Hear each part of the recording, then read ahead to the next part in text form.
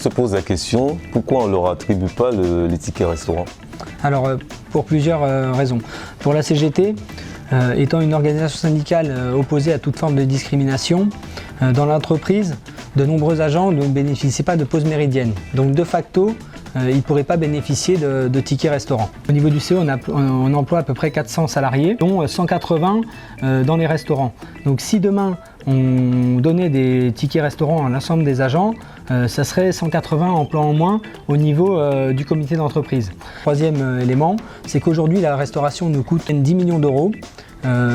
Si on subventionnait des tickets restaurants, cela représenterait 17 millions d'euros, donc un surcoût de 7 millions d'euros qui impacterait le budget total du CE à hauteur de 33%. Donc pour la CGT, nous sommes totalement opposés à la mise en place de chèques restaurants.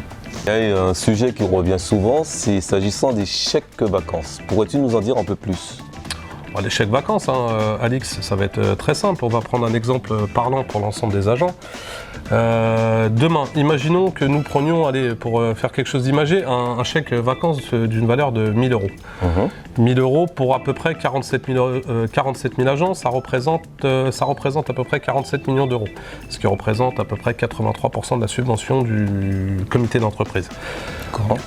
Qu'est-ce que ça engendre derrière tout ça? Une fois qu'on a dépensé 83% de la subvention du comité d'entreprise, et derrière, fermeture du service enfance-jeunesse pour les colonies, fermeture des centres de vacances, suppression de certaines subventions, exemple la subvention extrascolaire, suppression de certaines privatisations type parc Astérix.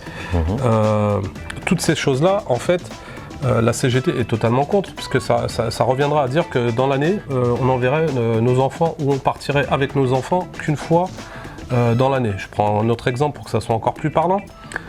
Sur un séjour, une colonie de vacances pour un enfant d'une valeur d'à peu près 1 000 euros, le CE subventionne à hauteur d'à peu près 700 euros. Donc une fois que votre enfant est parti une fois dans l'année en colonie, et le reste de l'année, il reste à la maison. Donc aujourd'hui, le fonctionnement que nous avons avec le comité d'entreprise et ses subventions fonctionne très bien et permet aussi bien à nos familles et à nos enfants de partir plusieurs fois et de profiter d'autre chose que des vacances. On a, comme je l'ai dit, les privatisations, les chèques cinéma, les subventions de rentrée scolaire.